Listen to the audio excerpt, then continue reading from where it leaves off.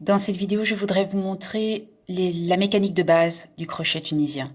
Pour ce faire, je vais commencer les premiers rangs au crochet tunisien de la façon la plus traditionnelle, c'est-à-dire par une chaînette de mailles en l'air. Pour faire une chaînette de mailles en l'air, je commence par un nœud coulant que je fixe sur mon crochet. Cette boucle ne compte pas comme une maille en l'air, c'est juste la boucle pour amorcer l'ouvrage. Ma première maille en l'air, je vais la faire en faisant un jeté et en passant mon fil à travers la boucle. Donc en fait, elle est là ma maille en l'air. Je vais en faire 10, donc 2, 3, 4, 5, 6, 7, 8, 9, 10. J'ai donc une chaînette de 10 mailles en l'air. 1, 2, 3, 4, 5, 6, 7, 8, 9, 10. Plus la maille active sur mon crochet. Pour faire un premier rang aller, je vais devoir relever une boucle dans chaque maille en l'air. Chaque fois que je relève une boucle, je la garde sur mon crochet. Très souvent, on indique qu'il faut relever les boucles en commençant dans la deuxième maille en l'air à partir du crochet. Donc il s'agit de cette maille en l'air-ci. Ne pas commencer à relever des boucles dans la première maille en l'air, mais bien dans la deuxième maille en l'air, juste ici. Donc je vais piquer mon crochet dans le brin arrière de ma deuxième maille en l'air. Je pourrais piquer dans le brin avant ou sous le brin avant et sous le brin arrière, peu importe. J'apprécie tout particulièrement de piquer dans le brin arrière. Ça fait une jolie lisière en début d'ouvrage. Je pique et je relève une boucle. Chaque boucle reste sur mon crochet. Je vais donc accumuler 10 boucles. J'ai fait une chaînette de 10 mailles en l'air et je vais me retrouver avec 10 boucles sur mon crochet.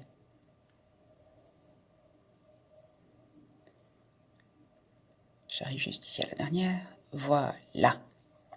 Donc, en commençant dans la deuxième maille en l'air à partir du crochet, j'ai relevé une boucle dans chaque maille en l'air. J'ai donc relevé 9 boucles, plus une, la maille active, la boucle active qui se trouvait sur mon crochet lorsque j'avais terminé de faire ma chaînette de mailles en l'air. Pour le rang retour, je vais devoir rabattre toutes ces boucles sur mon crochet, les unes après les autres, une à la fois. Je vais donc rabattre cette première boucle en faisant une maille en l'air. Tout simplement, je fais un jeté et je tire mon fil à travers la première boucle. Ça, c'est une maille en l'air. Ensuite, je vais devoir rabattre la suivante, mais comme j'ai une maille active ici sur le crochet, je vais faire un jeté et je passe mon fil à travers les deux boucles. J'ai donc ici mes barres verticales qui correspondent aux boucles sur mon crochet, les boucles relevées au rang aller. Et ici, entre les barres verticales, j'ai une maille en l'air, la chaînette du rang retour, qui va apparaître chaque fois que je rabats deux boucles ensemble, la maille en l'air et la boucle qui était sur mon crochet au rang aller. Et ainsi de suite, jusqu'au bout du rang.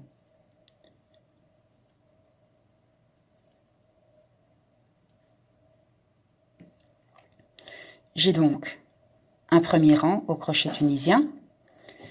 Les barres verticales correspondent aux boucles que j'ai relevées dans chaque maille en l'air au rang aller. Et la chaînette de rang retour est constituée de petites mailles en l'air qui viennent s'intercaler entre ces barres verticales. La boucle active qui reste sur mon crochet en fin de rang retour est techniquement la première boucle du rang aller suivant. Et donc, je vais commencer à relever de nouvelles boucles pour un nouveau rang aller dans les barres verticales suivantes. Donc, je vais piquer mon crochet sous la barre verticale avant, faire un jeté et tirer une boucle. Ça, c'est le point tunisien simple. On va rester dans le point tunisien simple pour la démonstration de cette vidéo, mais il existe de nombreux autres points au crochet tunisien. Il n'y a pas que celui-là. Il y a également le point tricot, le point arrière, le point plein, et ainsi de suite. Oula.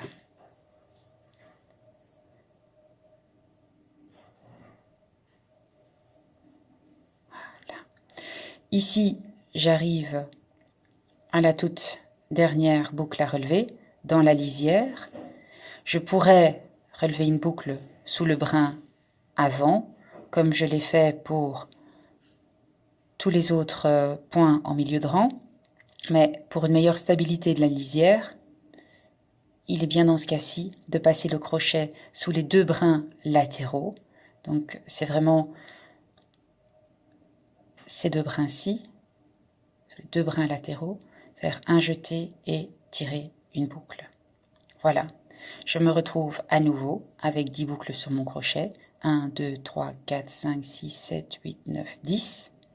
J'ai fait un nouveau rang aller, donc ça c'est mon deuxième rang. Mon premier rang, il se trouve juste ici.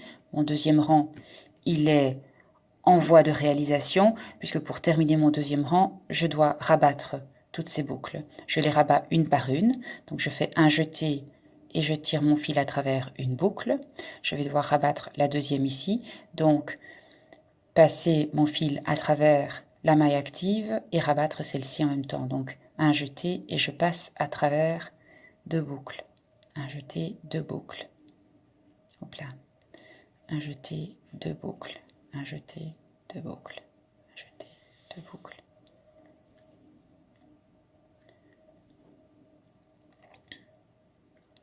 Et voilà.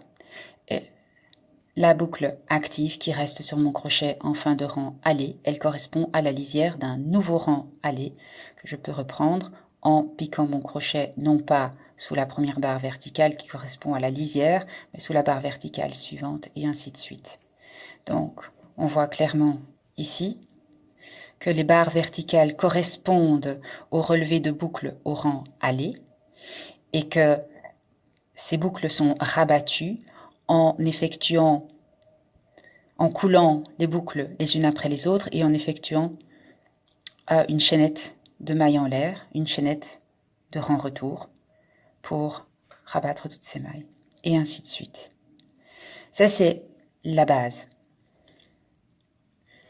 Il est également possible de jouer sur les lisières, de combiner les points, de faire des diminutions, des augmentations, plusieurs techniques. Mais le principe de base du crochet tunisien, c'est celui-là.